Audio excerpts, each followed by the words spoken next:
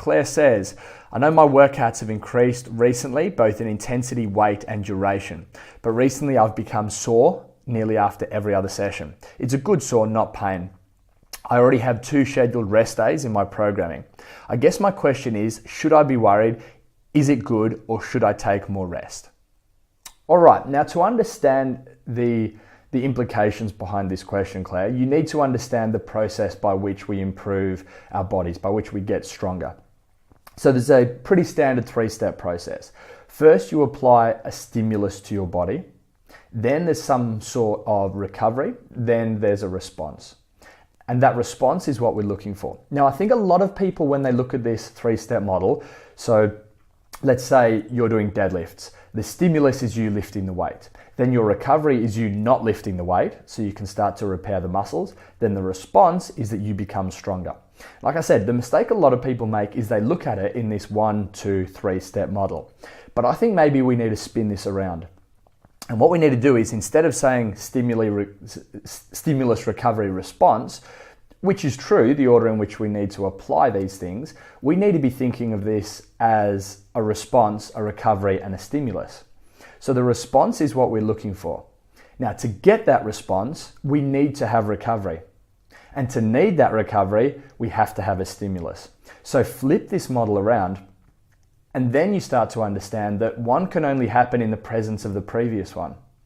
So you can only have an adaptation, you can only have a response if you have recovery. And you only need to recover if you have that stimulus.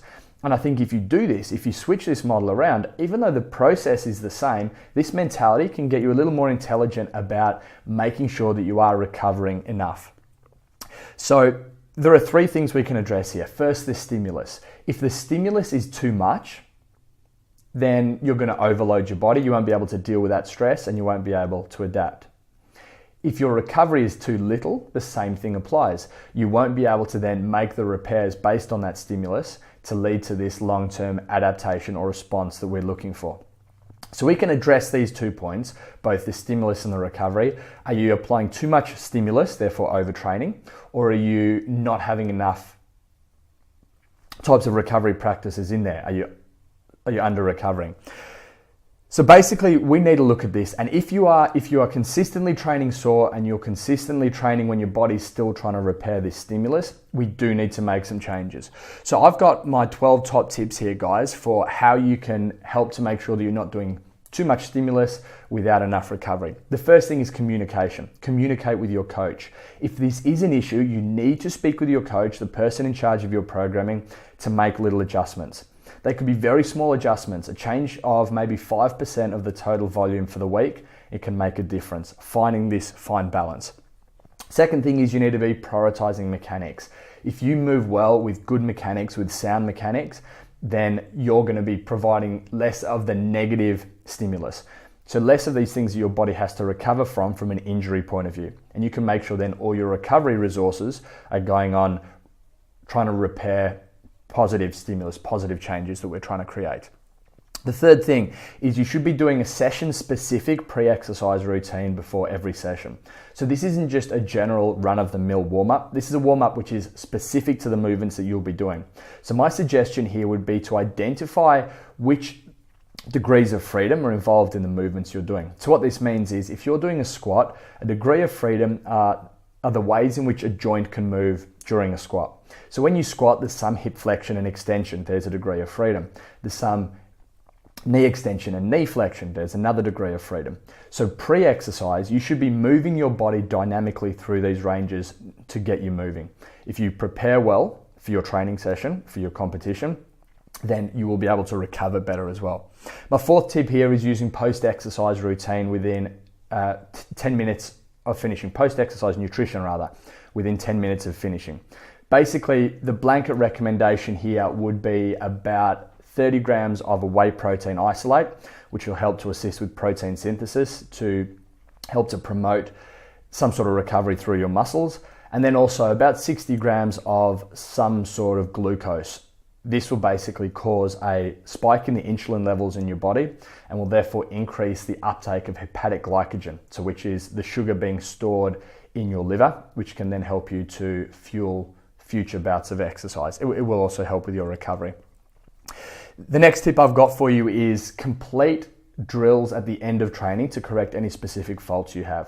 So if you're consistently seeing your knees falling and collapsing in during a squat, you should be addressing that with some extra accessory work, which is going to help to reduce that. Again, this ties back into the movement quality piece.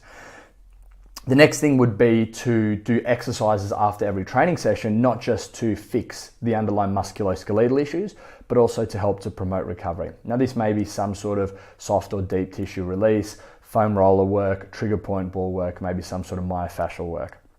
Incorporate these using the muscles that you've predominantly worked on during that training session. The next tip here would be to use deload weeks. Now, you only need a deload week if you are training at a regular, consistent intensity.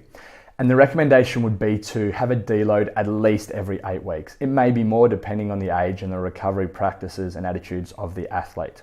But as a minimum, once every 8 weeks, you should do a deload. And the blanket idea or recommendation again here is that for that deload week, you should be training at 75% volume, 75% intensity, 75% load. So cut everything by a quarter. You're not trying to apply any stimulus to your body. This really is a recovery week. Next, I would use deload days.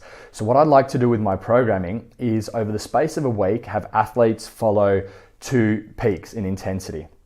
Intensity or volume, the amount of work that they're putting in, therefore the amount of some sort of recovery that they require.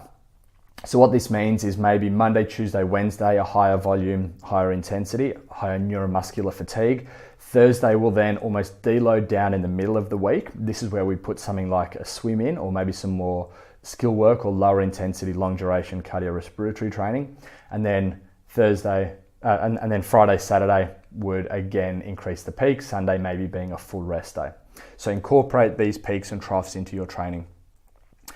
Using injury alternatives. So if you do have an injury, using some alternatives here which are going to allow you to work around that injury and not aggravate something which is already aggravated. Again, the same thing can be done for soreness here. You can have similar muscle recruitment patterns, a similar training effect, but maybe just stepping back a little bit and making some modifications to training. Obviously, following balanced programming is really important, both from an energy system point of view and a muscle recruitment point of view. If you're training the same thing on multiple days, then you are going to overload and not allow that time for recovery. Sleep is super important, at least 8 hours of sleep per night. This is probably the first thing that you should be looking at. It's the lowest hanging fruit and it will have the greatest immediate impact on your recovery capacities. And then of course, following good healthy nutrition guidelines and practices. A lot of this can come down to the ratios of omega-3s versus 6s. This may mean you need to be trying to get more fatty fish into your diet or supplementing with omega-3s, because this ratio between the omega-3s and 6s is going to help to maximize your recovery.